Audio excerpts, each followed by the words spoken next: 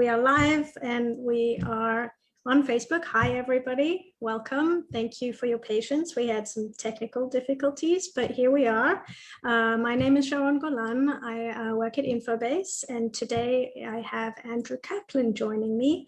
Andrew is the producer of a series called In Search of Walt Whitman, which is a delightful and detailed look at the biography of Walt Whitman. Andrew, thank you for joining me. It's lovely to see you. Thank you. It's great to be here. Thank you for having me. Of course. We want to structure this so that Andrew gets as much time to talk about all of the interesting things in relation to the documentary as possible.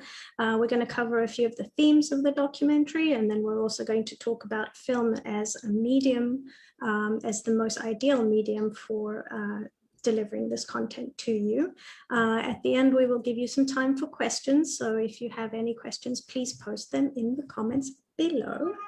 And to kick things off, I'll start with asking you, Andrew, how you got into literature and filmmaking.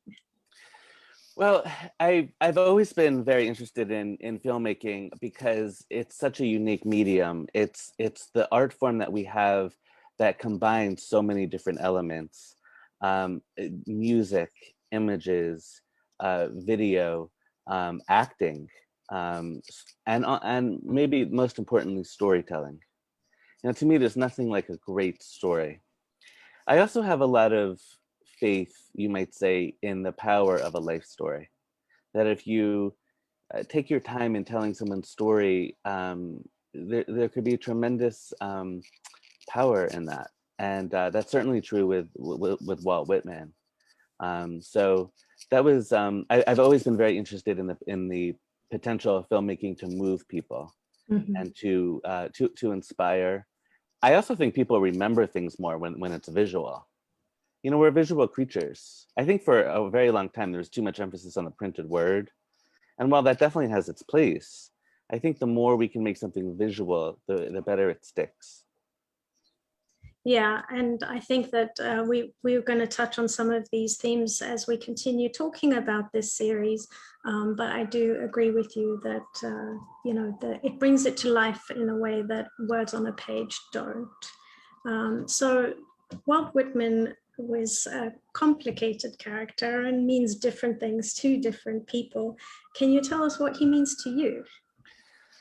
You know, one of the joys in doing this film project was really getting to know Walt Whitman. And that's one of the fun things about making a documentary. You really get to know the person. I'll be honest, like when I first set out to make this film, it was going to be a lot shorter. I mean, it was just going to be like 45 minutes to an hour. It ended up being 3 hours. That's like an epic film because he was such an interesting person. I was very drawn to so many things. I was very drawn to his poetry, which not always to someone's poetry, but his poetry really resonated with me. The language, Walt had such a deep understanding of people. He had such a deep understanding of life. He was an old soul, very much so. And one of the really wonderful things about it is it's kind of like time travel. You get to sort of travel to the 19th century.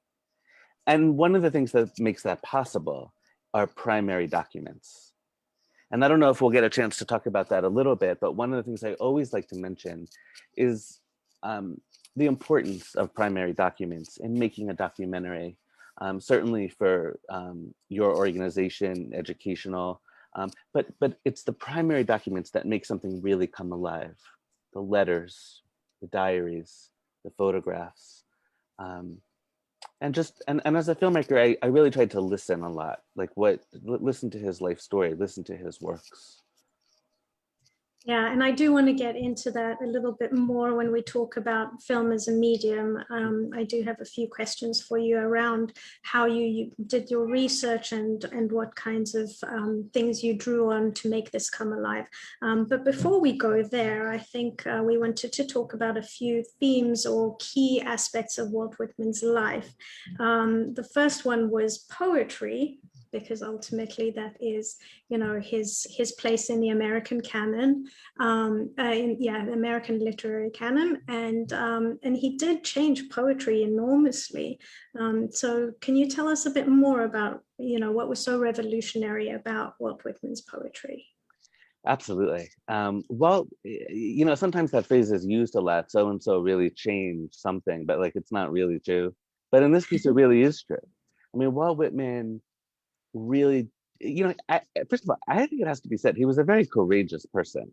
He really was. He was put to the test a lot, and I think to change things in the world of literature, one has to kind of be courageous because you might get ridiculed by the critics or not be taken seriously.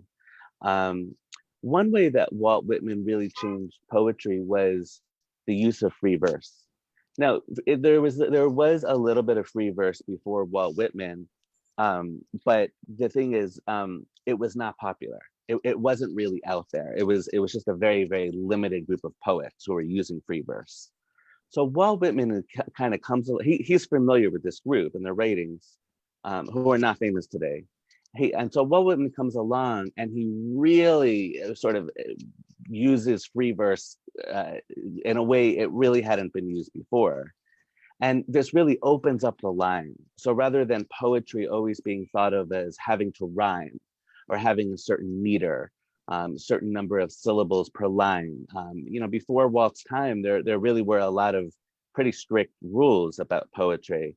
It was a little bit unheard of to just have free verse. I imagine in his day, some people would not have considered that poetry. But in doing so, he really opened up the language and he gave it a certain authenticity. You know, in the film, we have 22 of his poems in the film. Some are excerpts and some are the whole poem. And through the power of film, you can really experience the poem and the free verse of it. Another very important way that Walt changed poetry was who we talked about. You know, before Walt's time, poets didn't really talk about the common man or common woman. That was considered not really a subject for poetry. It was much more the aristocracy, sort of these very idyllic scenes. It certainly was mythology. But a lot of Walt's poetry is very much about ordinary people. And that was, I think, a very big change because that influenced, you know, those coming after him and sort of changed how we think what is the appropriate subject for poetry. Another very big way that Walt and changed poetry, and the film goes into all of these things, which are really important, is he wasn't afraid to talk about the body. So most of the poetry before him was very shoulder up oriented. And it was a little puritanical, if you like. That was not Walt Whitman at all. And that's one of the reasons I wanted to make a film on him, because I think I kind of like agree with him that the body is very important and it's such an important part of life. And, you know, Walt, even though he was living in, the Victorian era, in Britain, which had a lot of influence in America, he really brought the body to poetry, talking about sensuality, talking about sex. I mean, he definitely talked about sex, and the film goes into this. You know, he faced a lot of pressure to not talk about those things. And he had very famous people telling him, listen, if you want to sell your poetry, don't go there because the public won't like it. And he did have a lot of challenges. And the person who told him that was kind of right in a way. It was hard. But Walt said, no. I'm not going to cut that out of my poetry because in doing so, I might as well cut, the whole thing out. And the film goes into the censorship that happened during his lifetime and how he had to deal with that. And these were some of the challenges that he had to overcome. And Ralph Waldo Emerson, for example, very famously walked with him at Boston Commons and said to him in 1860, and he said to them, look, I mean, the poetry reading public's not going to like what you're writing about. But Whitman, to his credit, resisted that. So he was our Victorian era rock star, pushing the envelope on what is Pushing the envelope. allowed. Yeah. Definitely. So another element is the Civil War, and in part 2 of the documentary, we do follow Walt to Washington, D.C., where he goes to care for sick and injured Civil War soldiers. And unsurprisingly, this has a profound effect on him as a person. Can you tell us a bit more about the effect of the Civil War and his role in the Civil War and on his life? Well, the Civil War was enormously important for Walt Whitman. It was such an important chapter in his life. It really goes to the heart of part 2 of the film. It's an absolutely fascinating story of how Walt Whitman gets involved in the Civil War. And a lot of it has to do with his older brother, George, who was serving. And his older brother, George, spent his whole, really was in the war all 4 years. And as the film relates, Walt Whitman is in his backyard reading the newspaper, and he sees his brother listed as one of the casualties of Fredericksburg, and as someone who was injured, very badly injured. And it's just this amazing story. There he is in Brooklyn, in his backyard, and literally later that evening, he's on a train down to Washington, D.C. He transfers trains in Philadelphia. He gets pickpocketed. And he arrives in Washington, D.C. with no money, never having been to the city before, knowing very few people. And he's desperately trying to find his brother, George, who he believes was in Fredericksburg. He somehow is able to get down to where the Battle of Fredericksburg was fought, which was a huge loss for the Union Army. And he does find his brother. But actually, as it turns out, his brother really wasn't badly injured at all. So Walt Whitman was very relieved about that. But he really gets to know the soldiers. He spends time at the camp. He sleeps over in the tents. All of this is in the film. We really take our time with this. It's very important. And he has this wonderful poem, a sight in camp, Daybreak and Gray, in which which was written when he was actually at Fredericksburg. But Walt Whitman becomes a volunteer to serve soldiers. He wasn't exactly a nurse. You'd really say he was a volunteer. And he made, by his own account, over 600 hospital visits during the war, where he would visit hospitals throughout the Washington, D.C. area and visit sick and injured soldiers, but who, by the way, were from the Union Army and the Confederate. I mean, he didn't make the distinction. And he really just tried to give them great comfort. He would bring them gifts, like whatever they wanted. He would write letters home for them if they were not able to physically do so. But most of all, he was a companion for them. I mean, there was something very loving about Walt Whitman. And I think in this Facebook chat that we're doing, I think if there's one thing I wanted to say that is the most important thing of all, is that, I mean, honestly, he really, really was a very loving person. He had his flaws. He was a person. He had his flaws. For sure. But he was an exceptionally generous and loving person. And so many people said that who knew him. And I think it really comes out in his poetry. It really comes out in his letters. I mean, Walt was someone who really loved humanity. Well, I think firstly, the fact that his motivation was that his brother might be injured, and then it turns out his brother's fine, and he doesn't go, okay, well, I guess my job here is done. I think that really shows what an empathetic person he was. I think that's exactly the word, empathetic. That's exactly the word, empathetic, because you're exactly right. And the film totally goes into this. When Walt returns to Washington, D.C., and exactly just as you said, his brother's okay. He could go back to New York. That's where his life is. That's where his friends are. He belongs to this really cool, like, bohemian set who like to meet and have drinks and, have really witty conversation. His life was in New York. But when he saw the suffering of the soldiers who were being brought in by boat, something in him very deep just said to him, no, I can't go back to New York. My calling is to be here and to help these poor young men who need my help. It was something he felt very deep inside. And he ended up staying in Washington until 1873. And the only reason why he leaves Washington, so he stays for 11 years. The only reason why he leaves Washington is because he has a stroke towards the end, which the film goes into exactly what happens. And once he has that stroke and his health is compromised, that kind of changes things a lot. But the Civil War was very important to him. He often is considered the great poet of the Civil War. He wrote a book about Civil War poems, which was later folded into Leaves of Grass. So it was fruitful ground for his creative endeavors also. It was both a prose and poetry level.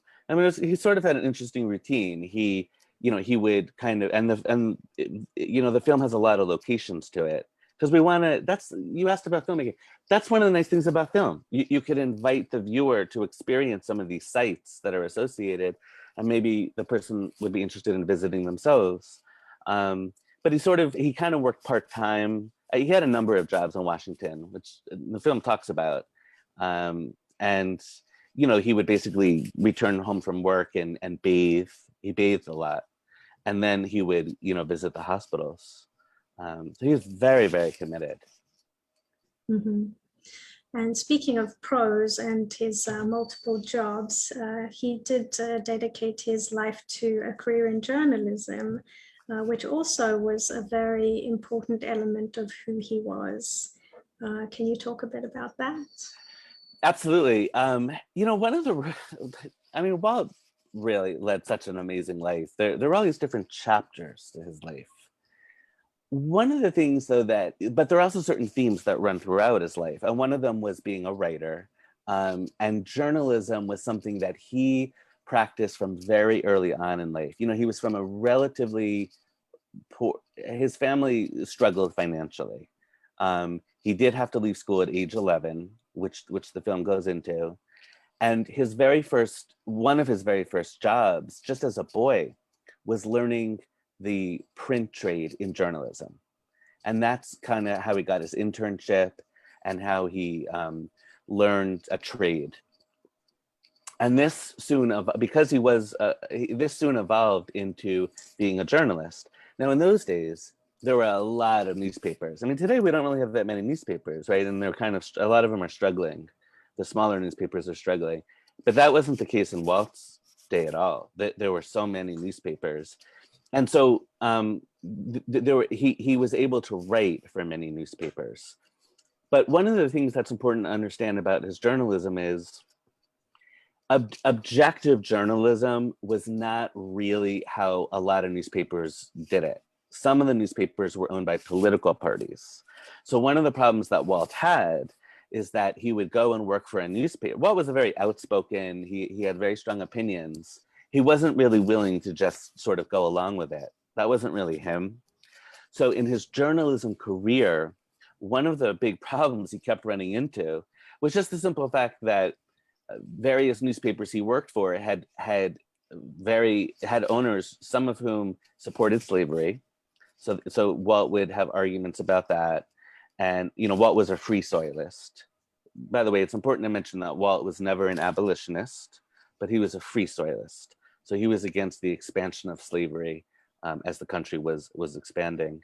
But he often was at loggerheads, with the editors. And then another thing, which is just kind of a fun thing to mention, is he was kind of a little bit of a free spirit. So he kind of had trouble, like, at least according to some of the accounts that I've read, he sort of had a little trouble, following a strict schedule. That was kind of a challenge for him because he wasn't really like that. He was kind of like, in today's parlance, we would say he was like a freelancer. Some of the editors accused him of being lazy, and they would say, in the film, we have some funny clips about that, of actors who read what the editors wrote, and they said he was lazy. That's in dispute. And the subject matter experts in the film say it's in dispute. Sometimes you don't really know. So they may have used the laziness excuse to fire him. I don't know. But Walt had a lot of journalism jobs. He did kind of go from paper to paper.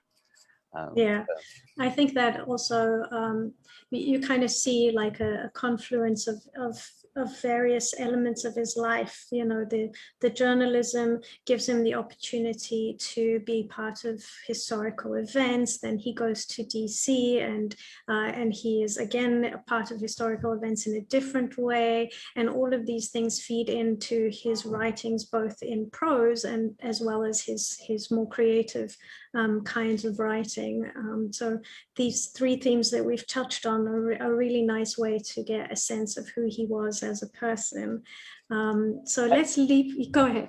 And I was just going to mention one of the cool things about his life, and the film sort of goes into this a lot, is so Walt knew so many important people just in, and some of that was his journalism, but he really knew like all the movers and shakers of society. He had a very Forrest Gump aspect to him. People who became, he knew many presidents. He knew many people before they were presidents. It was a much smaller society then, so it was a little easier to do that. He knew so many artists. But here's what's interesting about that.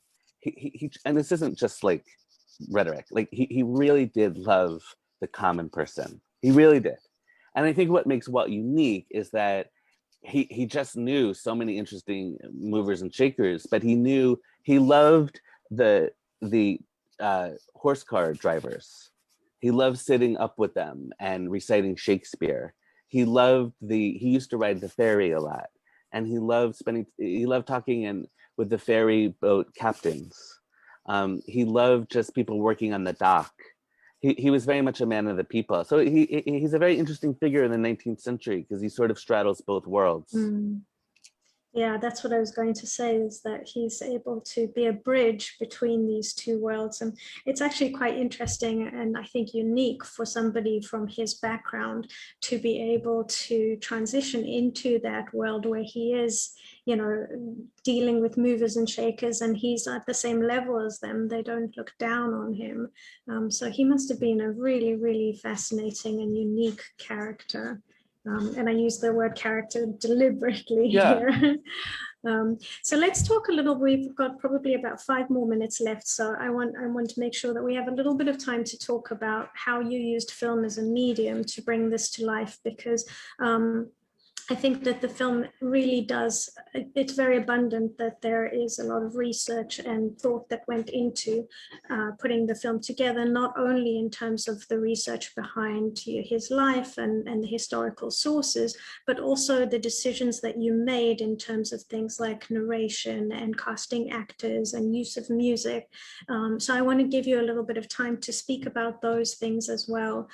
So maybe you can start with music. I know that that was something we had talked earlier, and you had said that that was something that was very important to you in being able to bring this to life, as we talked about, instead of it just being words on a page. Absolutely. And the wonderful thing about music is it really speaks directly to the emotions. And I wanted this to be, this is a very warm film.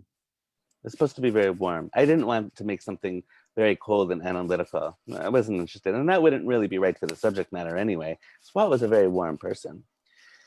So this film has 32 musical selections. I think I probably broke some kind of record. But I understand the power of music, and you know, music in different ways. Like sometimes the music is very, you know, triumphant or fast paced. Sometimes the music's very lyrical. Sometimes the music has a very strong melody that really brings out. I feel like music can really bring out the essence of a poem. So I tried to think about, or use my intuition to think about, and I worked with someone as well who was very helpful for me. We worked as a team to really, what music could best bring out the emotions of the poem, the essence of the poem, and also music to bring out different aspects of his life when we're doing the narrative aspect. The research was a really, really big part of the film. You know, when you make a documentary, you of course the first stage is doing the research, and I mean, every stage is great. I really like the research stage. It's fun. You really get to know the person's works. You really get to know their life. one of the things that I realized in the research phase, well, somebody kind of mentioned this to me, and he was right.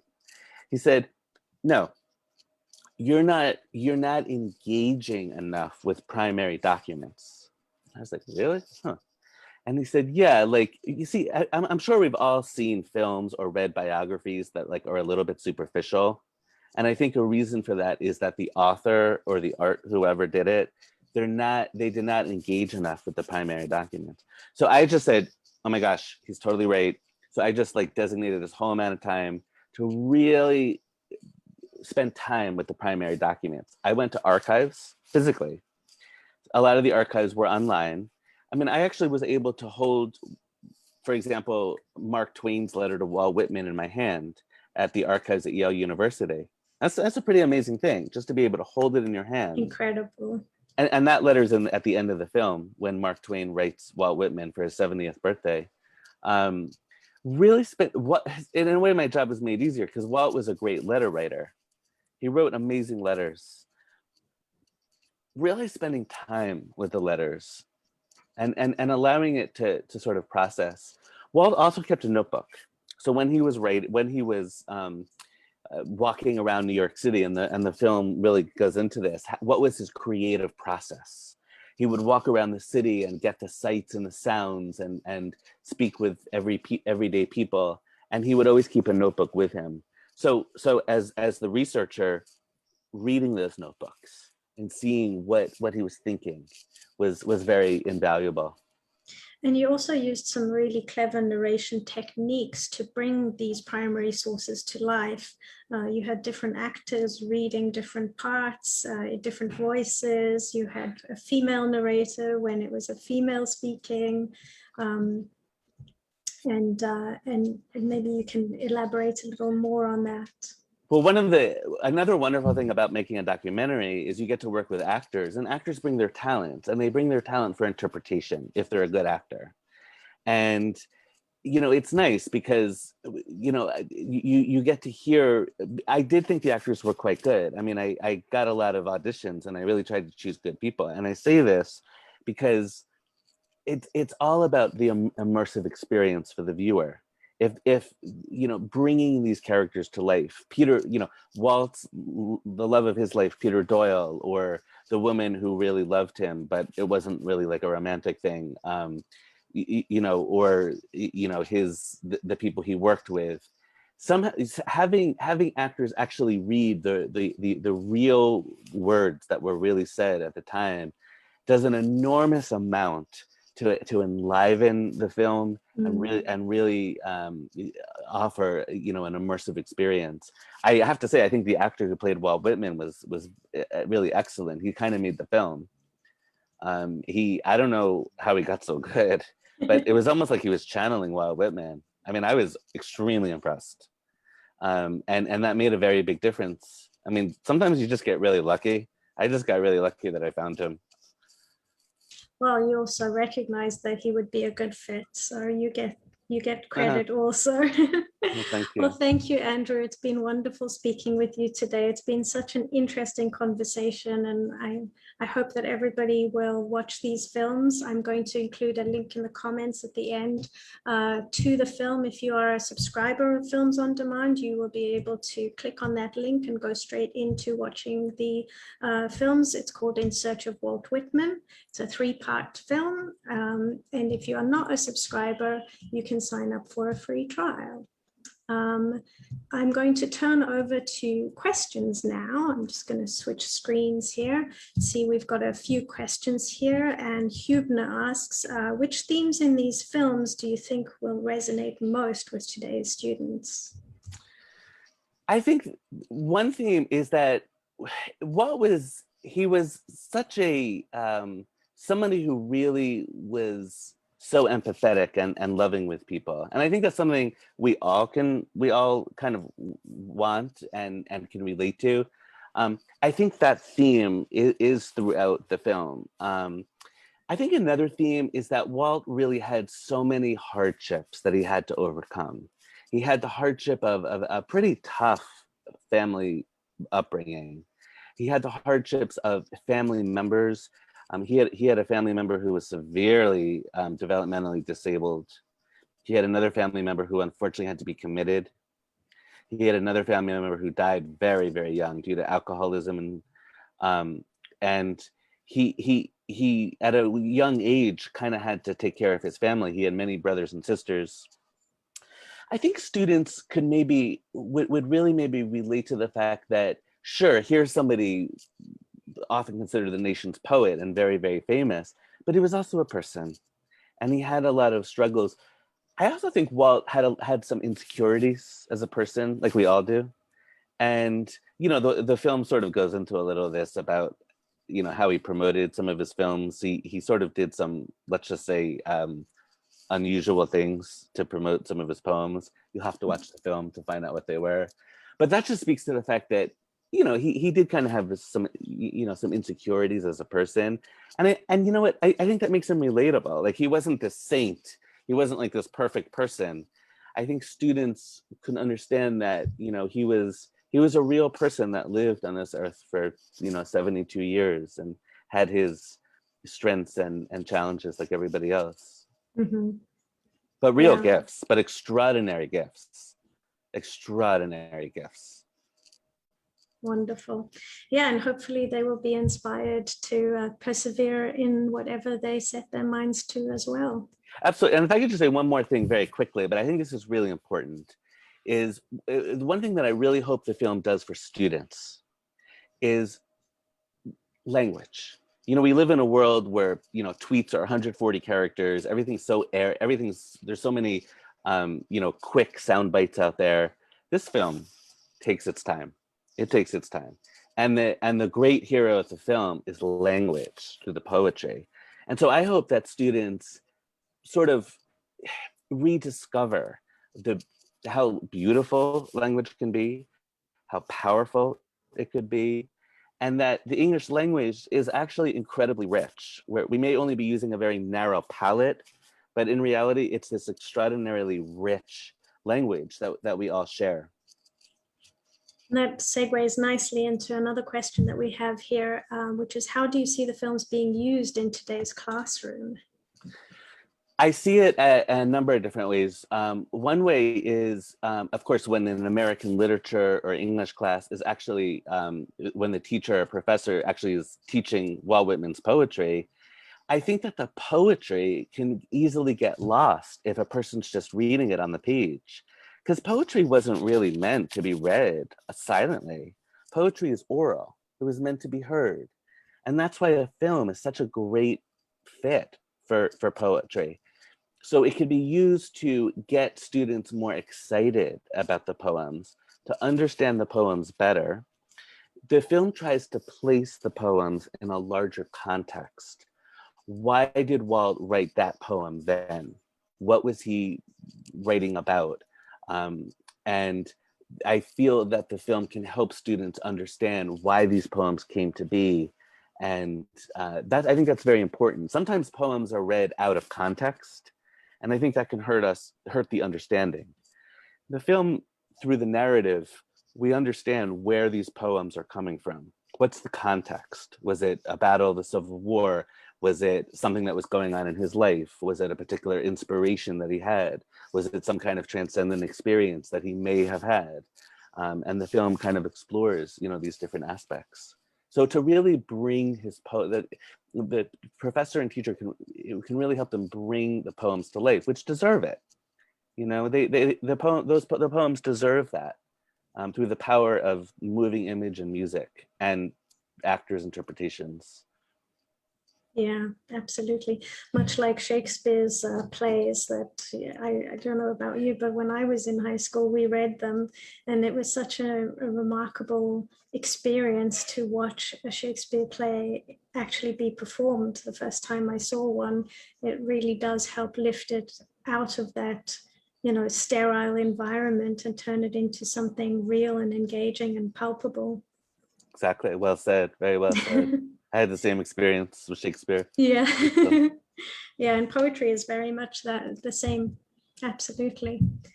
So thank you again, Andrew, for your time today and for sharing your enthusiasm for Walt Whitman with all of us.